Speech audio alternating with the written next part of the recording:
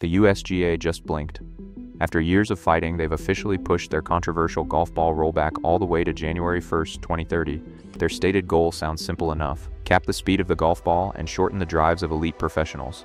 But brand new robotic testing data just dropped, and it quietly destroys the entire foundation of that plan. 2,538 automated swings, 47 different drivers, and one number that should terrify the people writing these rules. Ball speed accounts for only 12% of a professional's distance advantage.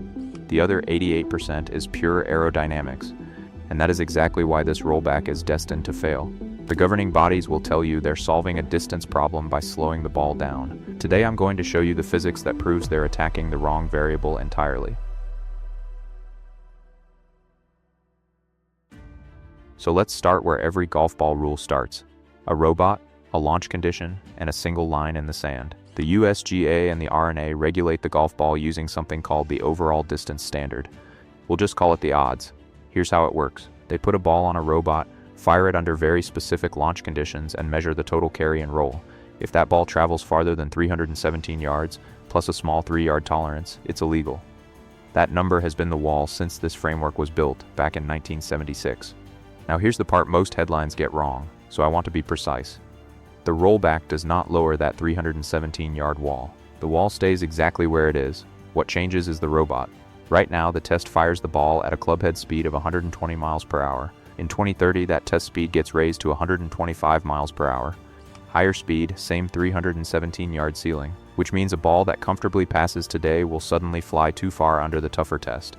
So manufacturers are forced to do one thing: re-engineer a slower ball. And here's the assumption baked into all of it. The governing bodies are treating this like a straight line. Reduce the initial speed and the final distance drops right alongside it, neat and proportional. But a golf ball in flight is not a straight line. It is a fluid dynamics problem. And I want you to sit with that for a second, because this is the whole video. The moment that ball leaves the face, it is no longer a projectile obeying simple math. It becomes a spinning object negotiating with the air around it for 6, sometimes 7 full seconds. Lift, drag, spin, air density. All of it interacting at once, all of it non-linear. So the regulators are pulling one lever in a machine that runs on at least 3. And the data on those other levers is where this story gets ugly for them, because in June of 2026, an independent robotic test put that linear assumption under a microscope. This is the study I mentioned at the top. 47 driver heads from 9 different manufacturers, all between 10 and 10.5 degrees of loft. Each one hit 54 times by a robot at an identical swing speed.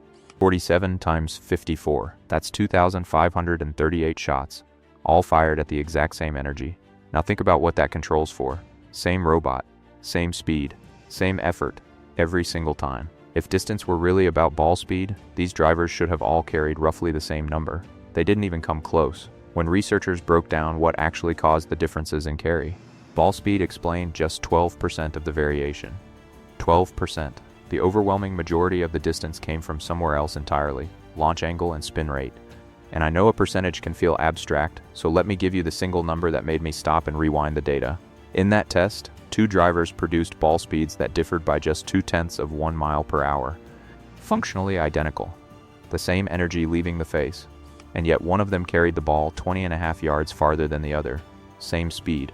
20 yards. That gap didn't come from power. It came from how the ball was launched into the air, and how it behaved once it got there. This is the difference between what the rule makers say and what the robots show. They say speed equals distance. The robots show you that flight equals distance. And to understand why, you have to understand the single force the rollback completely ignores: the Magnus effect. When a golf ball spins backward, it drags air faster over the top and slower underneath. That pressure difference generates lift. Genuine, wing-like lift, holding the ball in the air the way a backspinning ball refuses to just fall. This is why a golf ball flies the way it does, and it's why those dimples exist at all.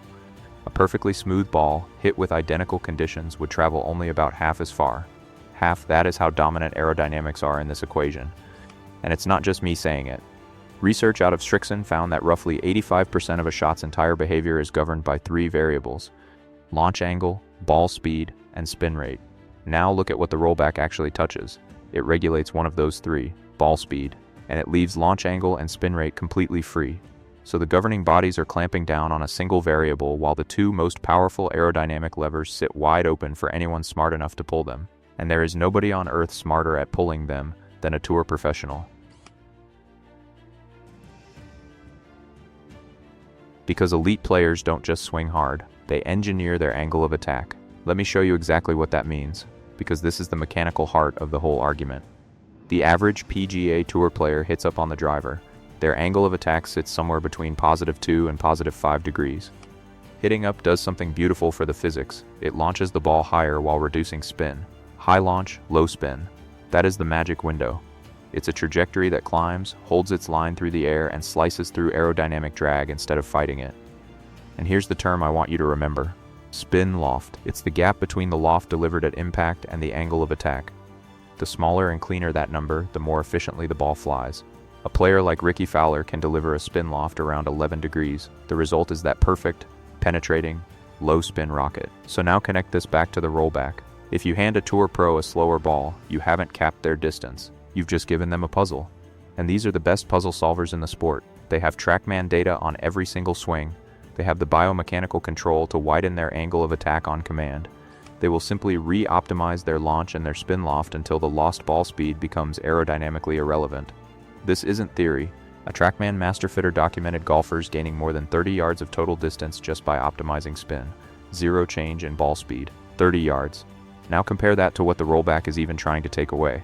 The USGA's own projection is a reduction of somewhere between 9 and 15 yards for elite players. Do you see the problem? They're trying to remove 9 to 15 yards from the exact group of people who can manufacture 30 yards back through spin alone. That's not a rollback. That's an invitation to optimize. And we're already watching it happen in real time.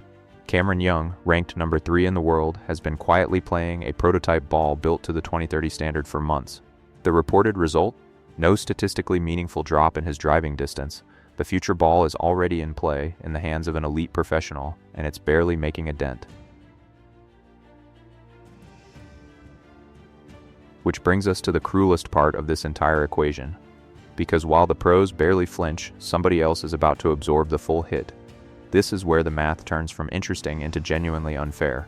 I want to introduce you to the asymmetric penalty. Remember everything that makes a tour pro immune to this rule.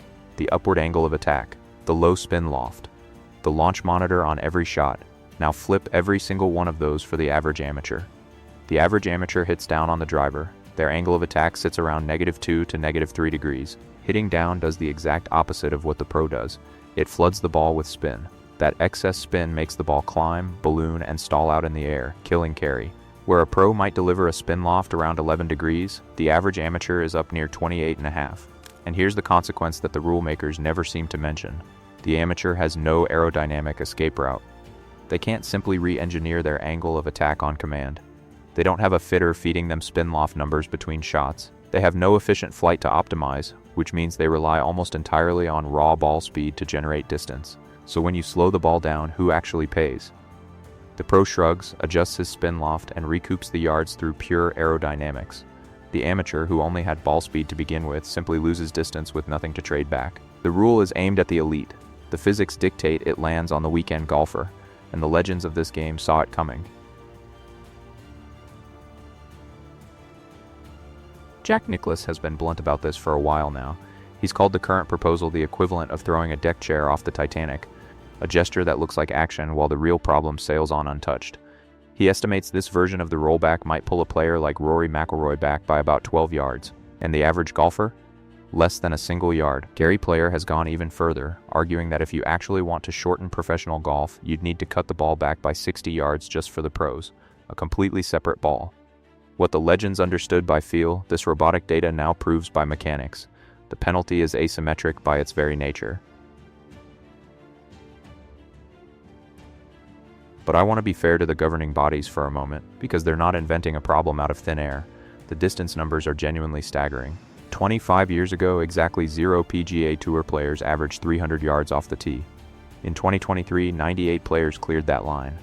Rory McIlroy alone averaged 326 yards. The courses have felt it too. Augusta National has added 640 yards to its layout since 1997, just trying to keep pace. So yes, the problem is real. But here's the thing about a real problem. Solving it with the wrong variable doesn't make you brave. it just makes you wrong with conviction. Because look at what the USGA points to as justification. They cite that even the average amateur now drives at 245 yards, a 32-yard jump over the last decade.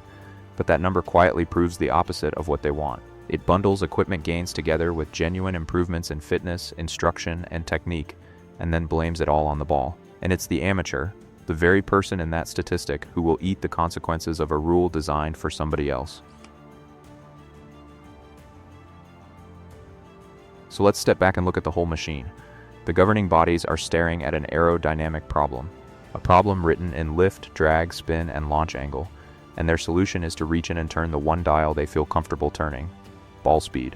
They're trying to control a multi-variable system by regulating a single variable and then acting surprised when the system simply roots around them, because that's what elite golfers are.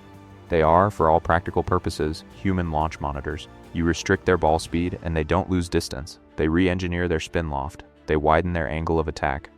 They resolve the equation the rule makers thought they had locked. The rollback will not shorten professional golf. The data on 2,538 shots says it can't. The Magnus effect says it can't. Cameron Young's prototype already says it can't. All it will really accomplish is forcing the best players on earth to prove, one more time, that they understand the physics of this game better than the people writing its rules. And the quiet tragedy underneath all of it is that the only person who can't fight back, the amateur with the downward strike and the ballooning spin, is the one who will be left holding a slower ball and a shorter drive. That's not a fix. That's a misfire dressed up as reform. So if you want the real science behind this game, the physics underneath the press releases, the numbers behind the headlines, subscribe and stick around. Because next week we're going somewhere strange. There is a single mine in North Carolina that produces the most famous bunker sand on the planet. The story of how that one deposit ended up in the world's greatest courses is wilder than you'd think. I'll see you there.